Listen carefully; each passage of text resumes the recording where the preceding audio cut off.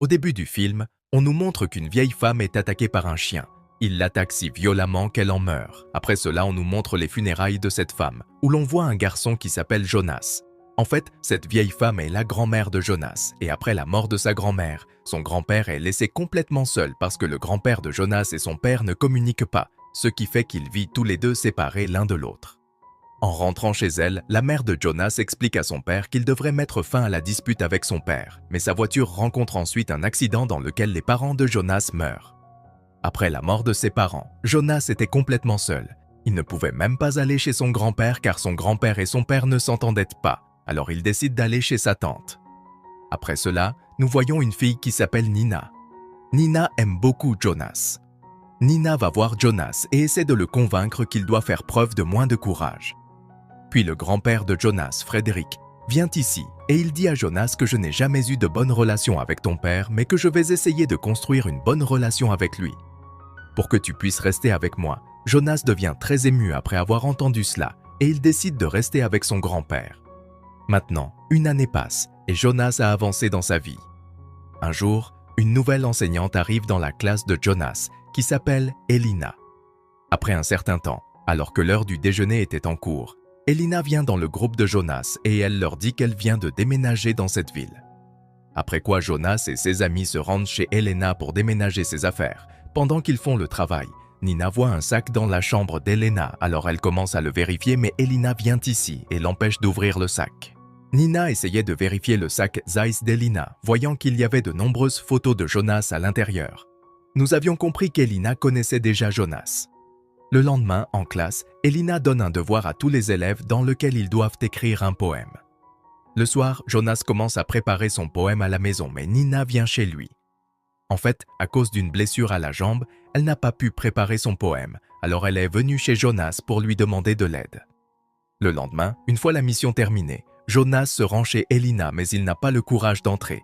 Alors il laisse la mission dehors et commence à rentrer, mais Elina le voit et sort et l'arrête. Emmène Jonas dans sa maison. Quand Elena vérifiait le devoir de Jonas, elle devient très émue après avoir lu son poème. Alors Jonas commence à essuyer ses larmes, mais ici, ils sont tous les deux incapables de s'arrêter et de se toucher. Le lendemain, Jonas emmène Nina chez ses parents, où quand il voit des choses de son enfance, il devient très ému en se souvenant de ses parents. Ici, Nina donne du courage à Jonas et lui dit que je serai toujours avec toi et ne partirai jamais. Toi. Le lendemain, c'était l'anniversaire de l'école. Donc le grand-père de Jonas a été appelé ici pour faire un discours parce qu'il enseignait dans cette école plus tôt. Mais quand Frédéric commence à prononcer le discours, ses yeux se tournent vers Elena et après l'avoir vue, il s'y évanouit. Mais Nina remarque que Frédéric s'est évanoui après avoir vu Elena. Le lendemain, nous voyons Nina à l'école, qui commence à vérifier la liste de l'ancien professeur dans la bibliothèque pour découvrir qui est Elina. Mais Elina la voit faire. Alors seulement Neina se rend compte qu'il s'agit d'un professeur qui ressemblait à Elina. Hélène a déjà enseigné dans son école. Maintenant, après un certain temps, Elina s'approche d'elle et Nina lui demande « Qui êtes-vous » Mais Elina commence à l'étrangler et avec cela, elle ferme la bouche et Nina meurt parce qu'elle ne respire pas. D'un autre côté, après avoir atteint l'école, Jonas demande à l'amie de Nina où est Nina et elle lui dit que Nina est à l'intérieur de la bibliothèque. Maintenant, Jonas commence à aller à la bibliothèque pour trouver Nina, mais en chemin, il rencontre Elina et elle lui demande « Pourquoi n'es-tu pas encore allé en cours ?» Jonas lui dit que j'allais juste à la bibliothèque pour trouver Nina. Mais Elena lui dit que je viens de sortir de la bibliothèque et qu'elle n'est pas là. Maintenant, après le départ de Jonas, Elina commence à se débarrasser. Le corps de Nina. Elle enveloppe son corps dans un tissu et le garde dans sa voiture. La nuit, alors que Jonas dormait, son grand-père le réveille et lui dit que Nina est morte noyée dans la mer. Alors Jonas arrive là-bas avec son grand-père. Mais quand son grand-père voit le cadavre de Nina, il redevient inconscient.